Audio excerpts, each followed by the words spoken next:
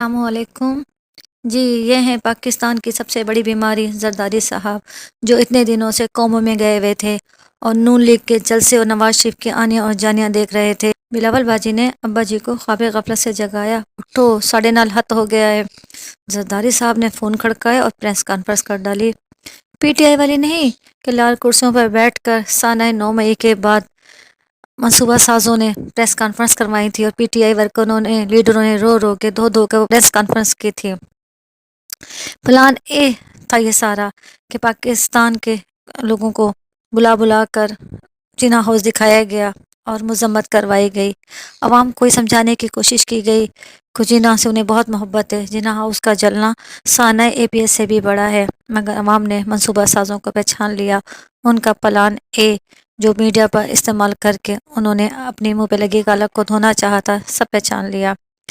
General, جج، سیاستدانوں سب نے مل کر یہ گھرانوں کھیلا اور ایک پارٹی کو کرش کرنے کے لیے پلان اے بنایا۔ مگر جب ججوں کی تھوڑی سی غرض جاگی اور انہوں نے یہ خصوصی عدالتیں کالعدم قرار دیں، تو انہوں نے پھر اپنا منصوبہ فیل ہوتے دیکھا تو پلان بی بنایا، اور اسی لال کرسیوں پر جس پر 9 مئی کے بعد پی ٹی آئی لیڈرز رو دھو کر بیٹھ کے پریس کانفرنس کر رہے تھے، چھوڑنے کا اعلان کر رہے تھے، اب اس پر شہداء کے وارثوں کو لا بٹھایا ہے۔ شہداء ہمارے ماتھے کا جھومر ہے۔ منصوبہ سازوں، ان کی شہادت پر سیاست نہ کرو۔ عوام باشعور ہو چکی ہے، وہ آپ کی ایک ایک ادا، آپ کی ایک ایک حرکت سے واقف ہے۔ آپ کیا پاکستان کے ساتھ کرنا چاہ رہے ہیں؟ پاکستان کو دھرتی ماں بھی کہتے ہیں، اور اس کی مانگ بھی نوچ رہے ہیں، اس کے زیور بھی نوچ رہے ہیں۔ سندھ کے فرعون، مفاہمت کے بادشاہ کی یہ پریس کانفرنس سنیں، پھر آپ سے بات کرتی ہوں۔ کنال انشاءاللہ میرے مولا نے چاہ تو اب اس جی بالکل، انشاءاللہ پاکستان کی سیاست سے آؤٹ ہوتے نظر آ رہے ہیں۔ سندھ میں 40 سال سے جو آپ نے ترقی کر لی ہے، اسکولوں کا حال، روڈوں کا حال دیکھ کے پتہ چل رہا ہے کہ آپ کتنا سندھ کے عوام سے، اس دھرتی سے محبت کرتے ہیں۔ لوٹ مار سے فرصت ملے گی تو آپ کو عوام کا توجہ دیں گے نا۔ 16 ماہ تک پی ڈی ایم کے ساتھ مل کر جو آپ نے کھلواڑ کیا، جو پاکستان کی معیشت کو تباہ کیا ہے، اس وقت آپ کو خیال نہیں آیا؟ اس وقت تو آپ بڑے اقتدار کے مزے لوٹ رہے تھے۔ بیٹا پی آئی اے کی جہازوں پہ سوار ہو کے ہر ملک میں گھوما پھر رہا تھا۔ شہباز شریف نے اور بلاول نے مل کر تو پی آئی اے کا پٹا بٹھایا ہے۔ فلسطین میں جو مسلمانوں کے ساتھ ظلم ہو رہا ہے، افسوس کہ اس کے لیے ہم کچھ نہیں کر رہے، اور اتنا نہیں کر رہے جتنا کرنا چاہیے۔ افسوس ہمیں ہے، دل میں درد ہے، مگر یہ دل کے درد کا کام نہیں ہے۔